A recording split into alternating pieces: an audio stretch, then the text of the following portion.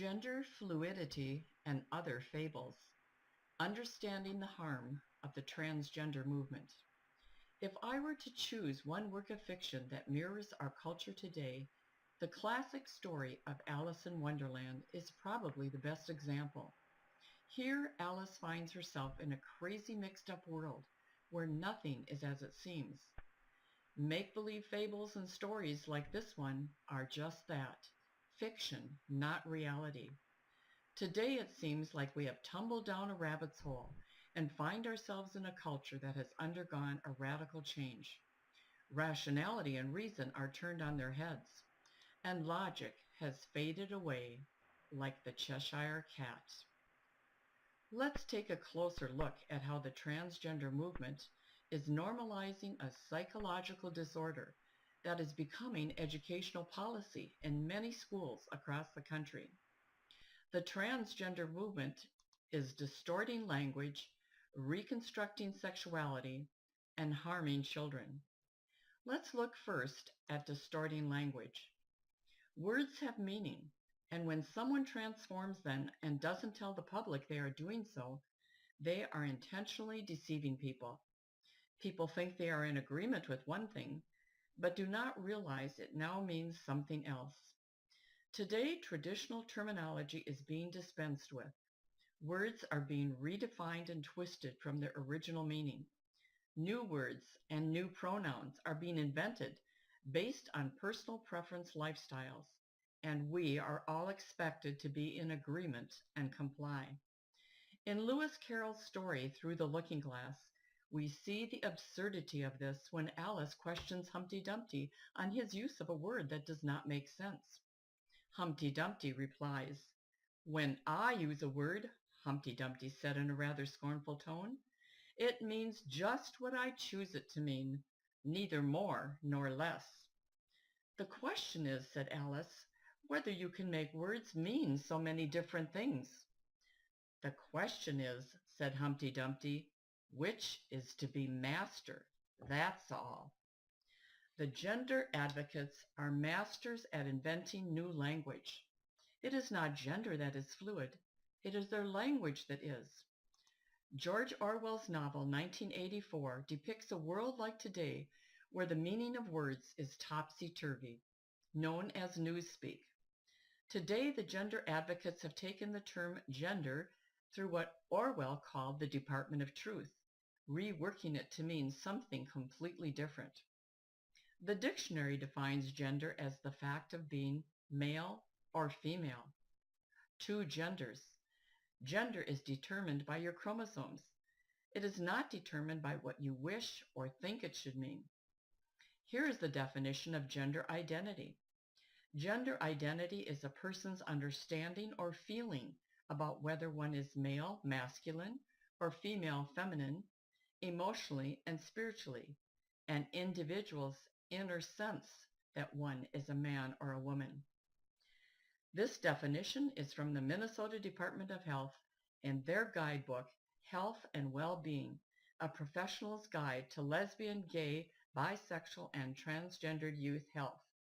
This guide was printed in 2002, and you paid for it with your taxes. They have been laying the groundwork for sexual chaos for a long time. American author, playwright, and gender theorist Kate Bornstein is a self-proclaimed gender outlaw who refuses to be limited to either sex. She, who is really a male, states, "Gender fluidity is the ability to freely and knowingly become one or many of limitless numbers of genders for any length of time or rate of change." There is a never-ending list of new words being added to the transgender vocabulary. Some of the bizarre terms include cisgender, cissexual, hijra, pangender, trigender, genderqueer, two-spirit. But the list doesn't stop here because they are reconstructing sexuality with infinite possibilities. Curiouser and curiouser. It is a Mr. Potato Head view of sexuality with interchangeable parts. But this is not reality. Today, the expression "boys will be boys" has now become "boys will be girls." Yes, we have arrived at the letter T for transgender in the LGBT coalition. First, we started confusing children by making them wonder whether they were heterosexual or homosexual. Now we are confusing them, having them question their very God-given biological nature, male or female. The French philosopher René Descartes said the famous phrase, "I think, therefore I am." Today, gender radicals say, "What I think I am, I am." A child now begins to question and think in his mind, am I really a boy or really a girl? The gender radicals are intentionally deceiving and destroying the reality of the nature of a boy and the nature of a girl. Welcome to the world of Genderland, where gender is not what it seems. The corrupting of the minds of our children by normalizing transgenderism, beginning in kindergarten, is taking place in school districts all around Minnesota and all across the country, and most parents are not aware of it. The false idea that sex or gender can be changed reminds me of the contradictory logic of the Red Queen from Alice in Wonderland. Alice laughed. "There's no use trying," she said. "One can't believe impossible things."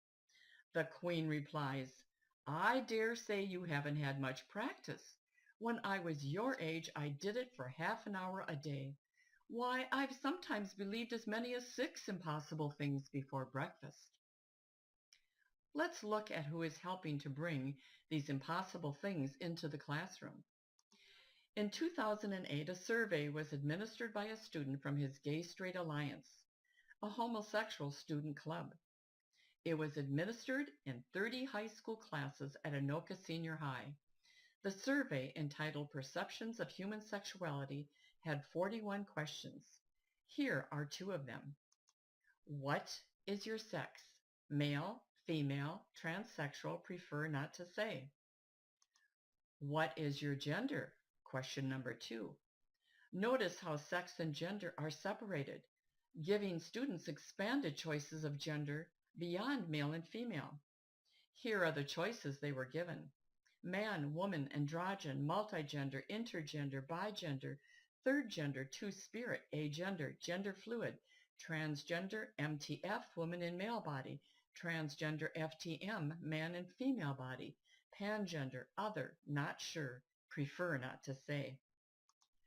Robin McHalen is the executive director of True Colors. Her training video was used in the bullying prevention transgender training that the Anoka Hennepin elementary teachers were required to take on February 16, 2016. 2 years ago, Robin received the Upstander Award from the Human Rights Campaign, a national organization that advocates for all sexual lifestyles. During her acceptance speech, which you can listen to online, she verbally lists the following as types of gender choices: straight, gay, lesbian, bisexual, transgender, queer, questioning, two-spirit, same-gender loving, pansexual, flexual, not straight, not labeling, straightish, straight so far, straight with obstacles, straight but stuff happens, gender bending, bigender, pangender, agender, asexual, and other. So many options. The acronym LGBTQIA is the most common one that you will see. Sometimes they add a plus at the end to be inclusive of so many options. These letters stand for lesbian, gay, bisexual, transgender, queer, questioning, intersexed, asexual. The two-sex model, which gender advocates refer to as binary and outdated, has now stretched to over 50 genders on Facebook, all based on how a person feels or chooses to view or express his sexual identity. The Gay Lesbian Straight Education Network, known as GLSEN, also lists over 50 genders. Think about this. What does this list of genders really represent? The sexual alphabet is nothing more than a list of sexual nonconformists. They are grouped by sexual desires and behaviors that for years have been disapproved of in our culture. Now we are being asked to think of them as normal gradations on a spectrum of genders. We are asked to believe impossible things. To borrow words from Hamlet, though this be madness, yet there is method in it.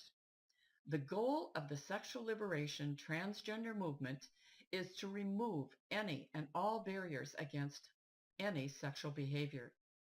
Their objective is complete freedom to practice any sex act without judgment. This is sexual anarchy. Fabricated newly coined pronouns such as ze and here are given to students to choose from instead of the old oppressive words like she or he. This fall, in a 10th grade honors English class at Anoka High School, students were given the opportunity to identify a preferred name or pronoun by which they wished to be referred. The teacher said this would make it more welcoming for transgender students. The pronoun they can also be used for one person. Students are being taught that they can misuse pronouns and refer to others with fabricated pronouns. This is honors English. You can't make this stuff up. First, homosexuality was normalized through massive propaganda that promoted the Kinsey fabricated sexual continuum. Now we are on to normalizing transgenderism. Who was Dr. Kinsey? Dr. Alfred Kinsey was one of the founding fathers of the transgender movement and a professor at Indiana University back in the 40s. He believed that all sex acts were equally legitimate, including pedophilia, incest, adultery, prostitution, group sex, bestiality, sadomasochism, and so on. He conducted sex surveys using unrepresentative samples, such as prostitutes, sex offenders, and the sexually promiscuous for his interviews. And then he portrayed Americans as immersed in aberrant sexual behavior. The truth? It was Kinsey himself who was involved in all kinds of deviant sexual behavior. He has been described by author and researcher Dr. Judith Reisman as a sexual psychopath. Kinsey devised a sexual continuum that normalized all sexual behaviors and desires and rejected the idea of anything being abnormal. This false continuum placed heterosexuality at a 0 and homosexuality at a 6, with infinite variations in between. This is taught as fact by the Safe Schools promoters, the anti-bullying crusaders, comprehensive sex educators, and the gender radicals. Kinsey's seriously flawed research has been completely debunked, yet it is his junk science that is behind the transgender movement. Kinsey is the so-called authority they rely on. It's a false authority based on fraud. Teens are now identifying their sexual behavior by saying, I'm a Kinsey 3 or I'm a Kinsey 5. Now a gender continuum with multiple choices for gender across a wide spectrum is being promoted as scientific fact. It is pure fantasy. Gender Gumby and the gender-bred person models were conceived by gender advocacy organizations and have no basis in scientific fact or truth. These models are being used around the country to teach the myth of gender fluidity. Gender Gumby and the gender-bred person have both been a part of diversity and bullying prevention training for teachers in the Anoka-Hennepin School District 11. The gender-bred person is the most recent counterfeit classroom model being used to confuse a generation of kids by telling them that their gender is fluid and can change. The trainers talk out of both sides of their mouths, however. On the one hand, they say you can go from straight to gay with many choices in between, but not from gay to straight. Suddenly being gay is fixed, not fluid. The gender advocates from the federal government on down are forcing this on everyone. It's like the Queen of Hearts in Wonderland who says, all ways are my ways. In 2002, Out Front, the LGBT advocacy organization here in Minnesota, was the presenter at a diversity seminar in the Anoka-Hennepin School District. This is their logo. Let's take a closer look at what they taught about the Gender Gumby model. Out Front uses Gumby as a classroom model for sexuality based on the green bendable flexible toy. Flexible like your sexuality, so they say. According to Outfront, sexuality is divided into 4 parts. Biological sex, the plumbing you are born with. Gender identity, what sex you feel like inside. Gender expression, how you express yourself by dress, actions, mannerisms, and so on. And sexual orientation, who you are attracted to sexually. Here is an original Gender Gumby handout. These same 4 divisions are promoted by the Minnesota Department of Health in the guidebook that you saw on an earlier slide. The latest Gumby model version has slipped in a new change. Instead of biological sex, it is now labeled assigned sex, as if the doctor randomly assigns male or female to you, not knowing who you really are. Your sex was not assigned at birth. It was identified at birth by the doctor. It's a boy. It's a girl. A person's sex can be determined before birth by means of a blood test because gender is present and identified in the womb by means of DNA. Gender and sex mean the same thing and should not be separated. Scientists and doctors understand that sex is defined biologically based on anatomy, chromosomes, and hormones. Gender advocates, however, are introducing our kids to a new sexual philosophy that one's gender need have no relationship to one's biologically determined sex. Instead, it is based upon what one thinks one is or what one wishes to be.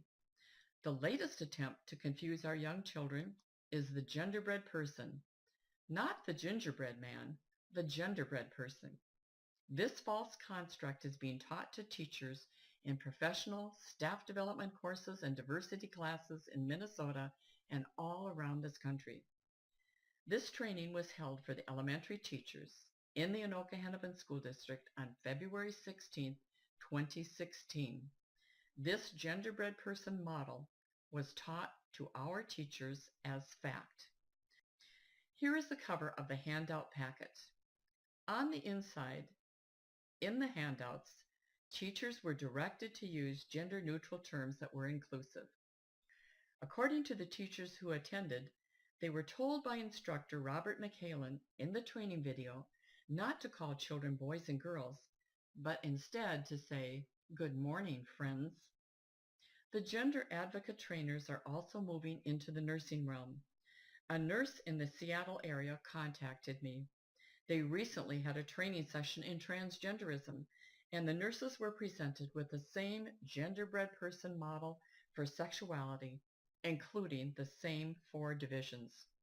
Here is the cover page of the same materials that they were given in pediatric nurses training at Seattle Children's Hospital.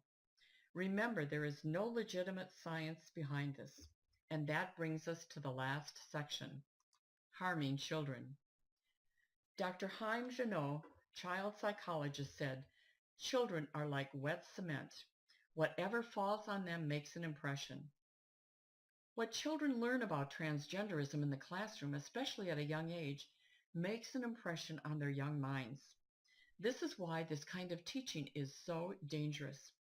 Here is another quote that shows the urgency for them to get to the young children. "Give me 4 years to teach the children, and the seed I have sown will never be uprooted." Who said that? Lenin.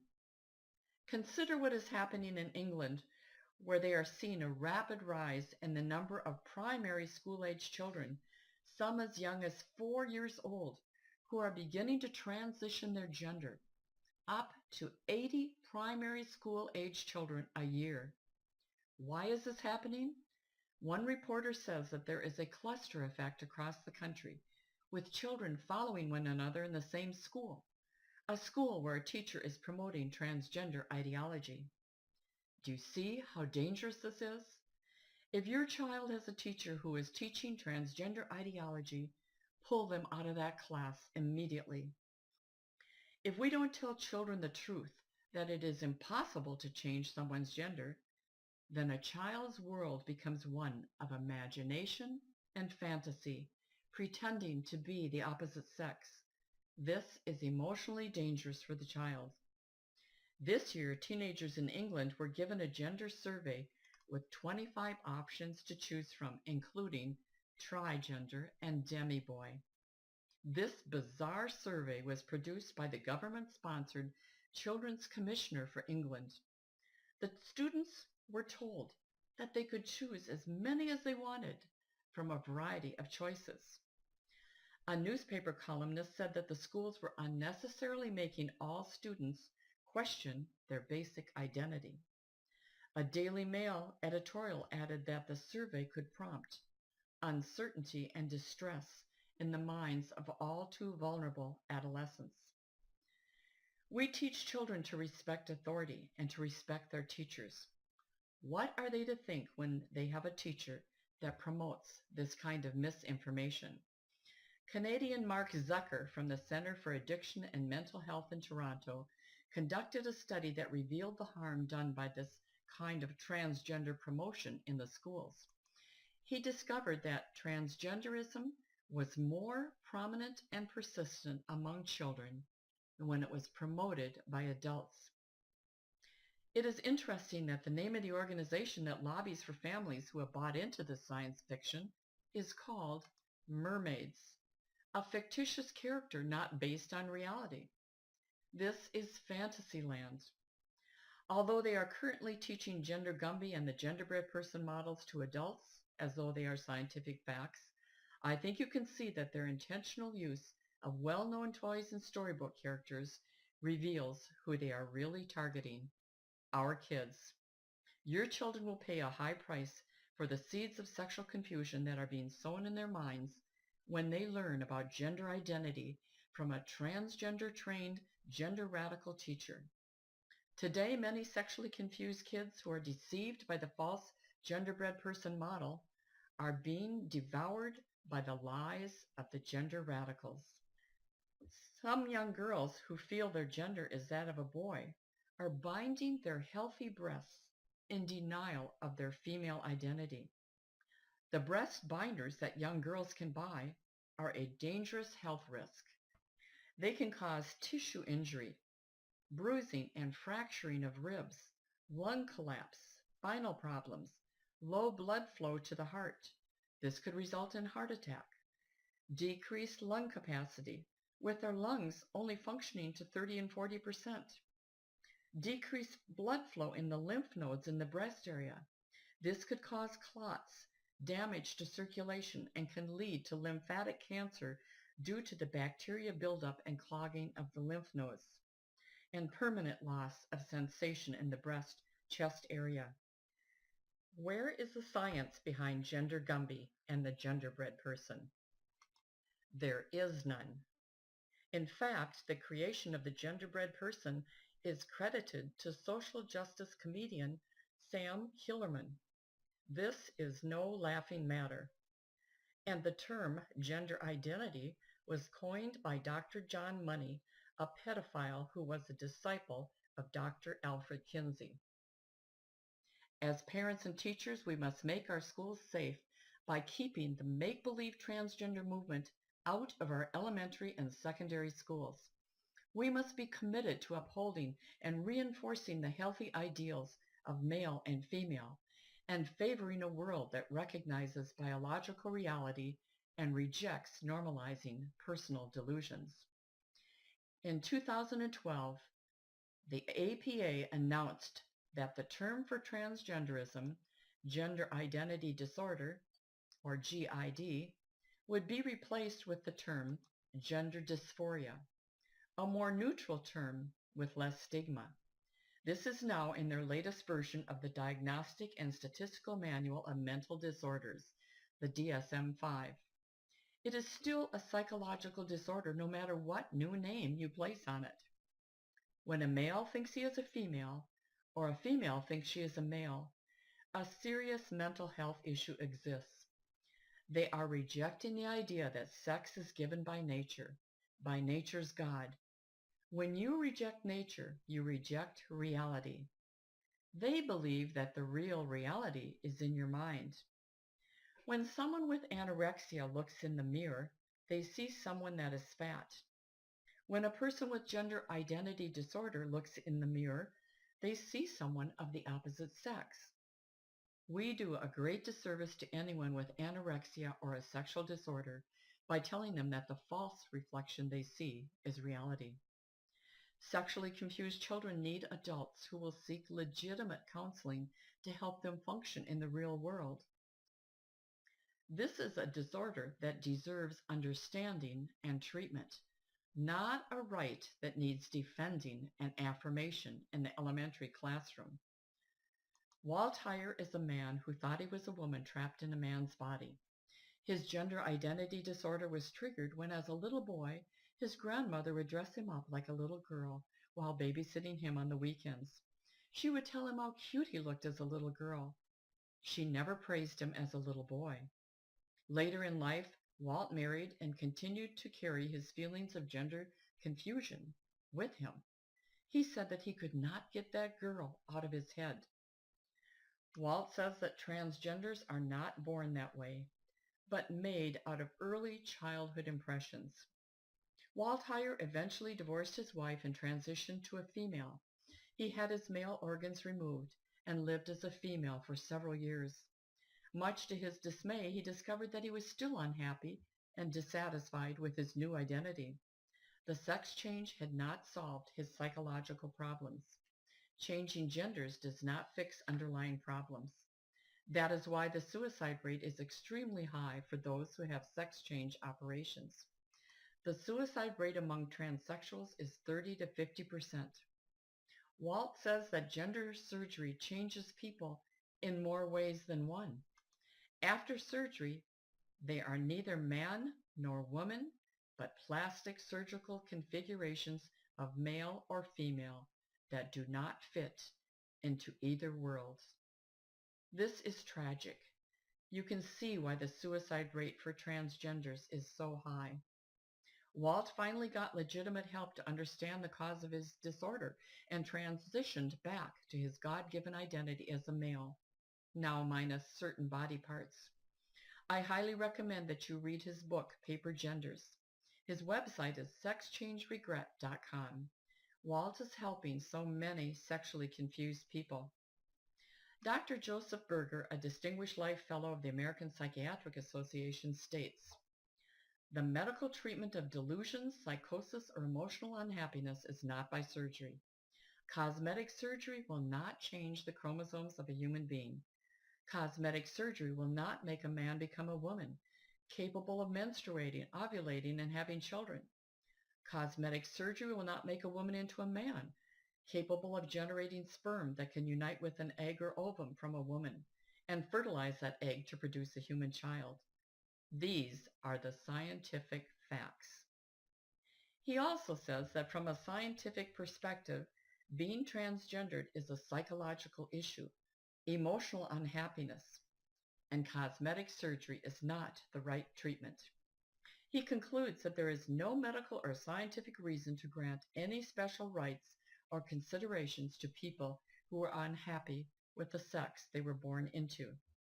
Yes, people who are dealing with a psychological issue are truly suffering, but to affirm them in a gender identity delusion is an act of misplaced compassion and is actually harmful to them.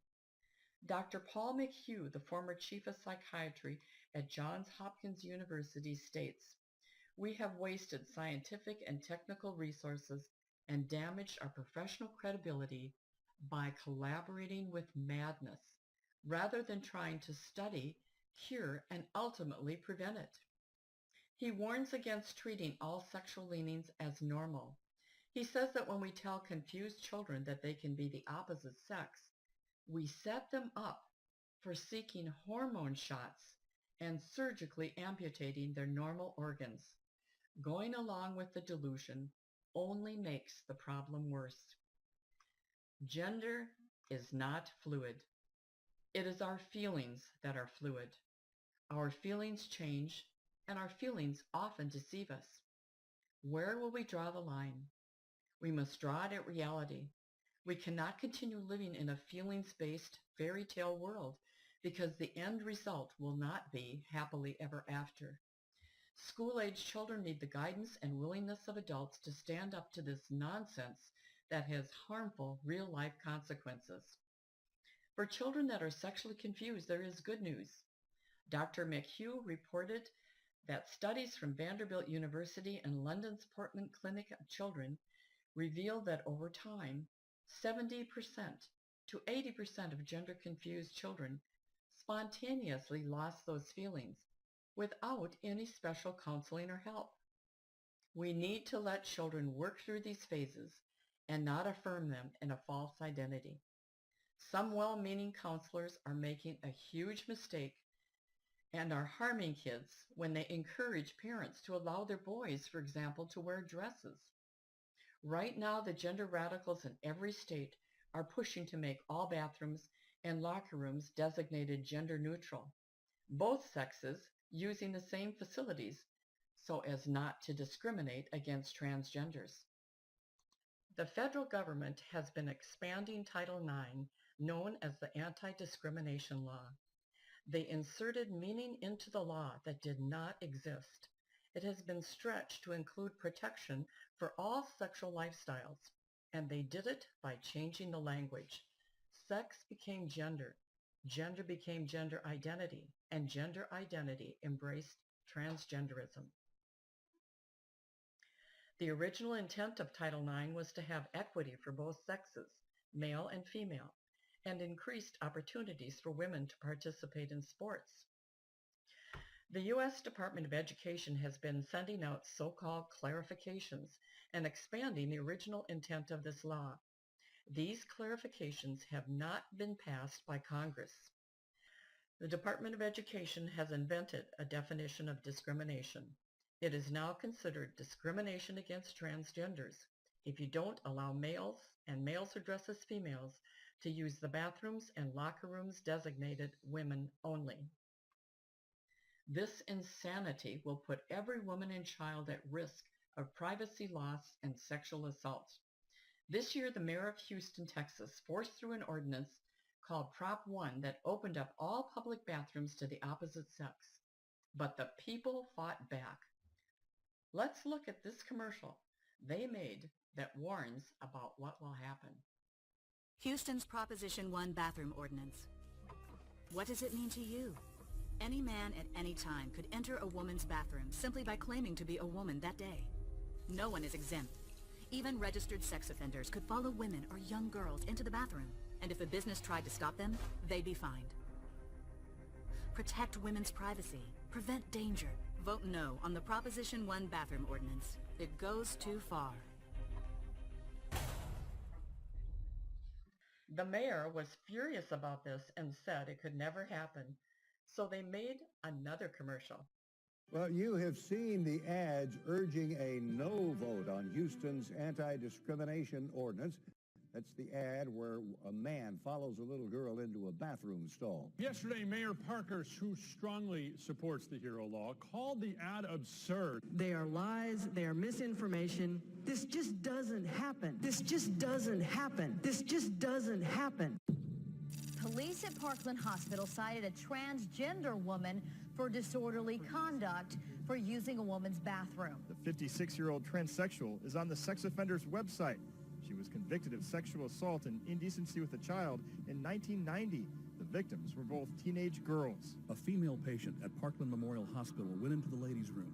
She was frightened to find a man dressed as a woman in there. The man, 58-year-old Paul Ray Witherspoon, was a convicted sex offender, charged with sexual assault of a child and indecency. The victims were teenage girls. The sex offender told police he should be allowed into women's and girls' facilities because he now felt that he was a woman. If Proposition 1, the bathroom ordinance, passes in Houston, men like Witherspoon will be able to spend time in women's bathrooms, showers, and locker rooms. Isn't it just better to prevent danger by keeping women's bathrooms closed to men?